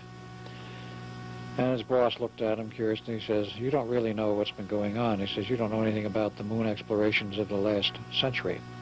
With an illuminated smile on his face. And of course, Preston Nichols, who was not usually jogged very much, probably dropped his jaw to the floor at that point because that was one he was not ready for, as much as he has been ready for. He says, "I couldn't pump anything out of the boss as to what really happened and who did it." But he implied it was just before the turn of the century that this actual exploration took place. Now we have the stories, also, we know about the Alternative 3 program, but there are also now documentaries which show that the Germans went to the moon and Mars in 1949 with the circular foil aircraft. Probably the rest of the engineering was perfected down in Antarctica because they prepared these bases in Antarctica in 1939 after the 2 years of exploration and moved there before the war collapsed. How many moved there, I don't know, but there are rumors that there were thousands of German troops moved into Antarctica and the prepared quarters they had. And they continue their manufacturing either down there or in one of the friendly South American countries, such as Argentina, as one example. But they finished the development. They made the circular foil aircrafts Pictures show them as quite large. Building in, if you can believe this, in 1943 aircraft, circular foil designs which were 75 meters in diameter and carried naval guns under the turrets underneath them. If not naval guns, Panzer-mounted guns direct from their tanks. And these are photographs which are clear enough to show that no extraterrestrial vehicle is going to carry naval guns or tank guns of a very normal and recognizable terrestrial design. These were not alien UFOs. These were German-built, terrestrially built, undoubtedly German because nobody else had the technology. But you see pictures of this, you see documentaries which show that they left and went to the moon and Mars in '49. One has to ask questions, maybe earlier. Where did they manage to complete this technology? Where did it get buried? Where have they been? Where else have they gone beyond the moon and Mars? And what have they done with this technology? Here. This is the big unknown. And so this is actually the very reason I've been talking and researching the topic of German UFOs and the German secret space programs, because my feeling is that all behind the scenes, the United States and Germany during the war have been controlled by the very same power center. So on a one level up in the conspiratorial hierarchies, two bitter opponents and fighters, usually their corrupt governments, are power source. During the Cold War, the United States and the Soviet Union took part in a vast secret space program for exploration of the solar system and beyond, with flying saucers of basically the reality that we see on Star Trek. So it is very interesting to explore how these little conspiratorial levels go up through the hierarchies, leave the material terrestrial domain and continue through the supermaterial to the non-terrestrial, through the extraterrestrial hierarchies and federations of united planets, all the way to the highest levels of celestial power structures. And so going back in time 100 years and discovering that there may have been a secret British space program, and a recent private interview with a Russian academician from a secret government research institute on anti-gravity basically gives the theoretical explanation of how this could have been done with a hybrid gun, rocket, and anti-gravity technology that the British could easily build at the end of last century. The big question is, if the British and later the Germans had that much and could go to the moon and Mars in 50 years ago, what do we have now? And so we naturally come back to the Philadelphia experiment and to the Phoenix project, because in my opinion, the Philadelphia experiment is not only invisibility and time travel, but it's a teleportation. It's a very important teleportation experiment where not only invisibility and time travel, but it's a teleportation. It's a very important teleportation experiment where people can be beamed up and down from a ship to the surface of the planet. And even more, they can be beamed from one planet to another, totally bypassing the rocketry or the saucer technology and basically putting the Earth on par with some of the more advanced extraterrestrial technologies. Even the Pleiadians have to use their craft in order to hop and fly from planet to planet. And obviously, some of these technologies were used exactly for that, for teleportation between different planets, and even for creation of these time tunnels or wormholes, wormhole tentacles that can be attached to another planet in our solar system or in a different solar system in our galaxy, basically to any point in our galaxy or to planets in other galaxies. It becomes an interesting celestial wormhole subway system that can transfer people and objects and material to any point in the universe, and this was the most astonishing finding for me after our lengthy talks here with Al. So I would be very glad if you can comment a little bit, and that would be actually the preparation for our next stay, because I see that we have just 6 minutes more left. So if you can give a little summary on these aspects of the Phoenix project. All right, the Philadelphia experiment was really the granddaddy experiment that set the stage for everything that came after it, including the Phoenix project. But the peculiar part, of course, was that the Philadelphia experiment would not have created the disaster and also laid the groundwork for what came later if it had not been for the Phoenix project. It's a time loop problem. Which came first, the chicken or the egg? In terms of ordinary time, the Philadelphia experiment. Then came later the Phoenix project. What the Phoenix project in its final phases really accomplished was the creation of a transportation system in both space and time, which is capable of going anywhere in our galaxy, set a person, an object down, or pick a person or an object up and bring it back to the station, which was the primary one at Montauk. Without a second station. Without a second station. To be on that planet. No receiver. One station transportation system. Right. There was no receiver at the other end. None was required. All of the operation was done from the Montauk end. The technology for this was beyond terrestrial. It was alien technology, and there was a large contingent of aliens involved with the Phoenix project in developing the last phase of this, the wormholes in space and time aspect. If any of you are familiar with Dr. Carl Sagan and his books and his commentaries on black holes and space, he talked about the possibility, maybe even the feasibility someday, excuse me, of creating wormholes in space and time for travel through the universe without having to go through all of the encumbrance of large ships and long, tiring voyages.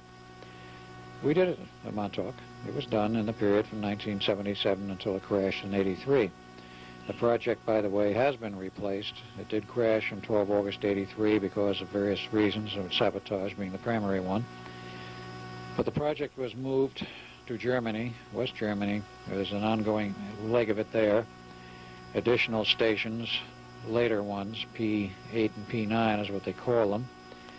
When I say P8 and P9, P1 was the first phase of Philadelphia, which was mind control. P2 was the invisibility prospect. P3 was the program for the wormholes in space and time. There were other interim programs where they made some of this equipment portable. P7 is now on helicopters. It takes 3 large helicopters to do a mind control number over a whole city. And then you have P8 and P9, which is the newer fixed location Phoenix projects. I only have an idea where some of them are located. I do not know if they're operational. I think it's safe to assume they probably are. At least one of those 4 that I know of is at Lake Michaud, Louisiana area, and that, of course, is a huge NASA base. There are 2 more in the U.S. and 1 in Canada from my data. Whether any have been built beyond, I don't know. But Phoenix proved that you can transport a person or an object through space. Let us say if you're going to go from one end of this galaxy far out on one of the spiral arms near the you were dealing with a distance of what is classed as 120,000 light years. Yet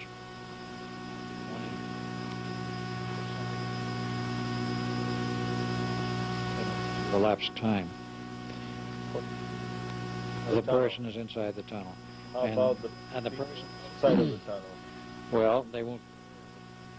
Actually, the tunnel goes through and functions as a link to whatever point you connect to, and is therefore, the time link is, for all practical purposes, essentially 0. It's not absolute 0. It may amount to minutes, depending on the distance. Can the guy that was sent beam back radio message that yes, I arrived on the planet at this and this time, so that you would check?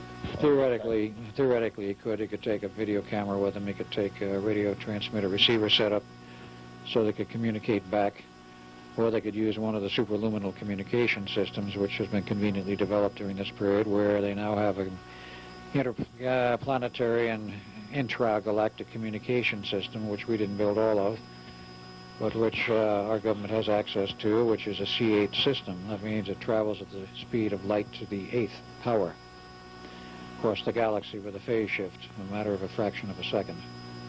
So that's operational. To any point of the galaxy without any lag. That is operational, that system, and has been for years. In earlier form was a C6 system, which said there was some delay, and so they had to correct that. They wanted instantaneous communication. Reach out and touch. Right. You can go through my bill if you got the right code numbers. But they're very, very restricted.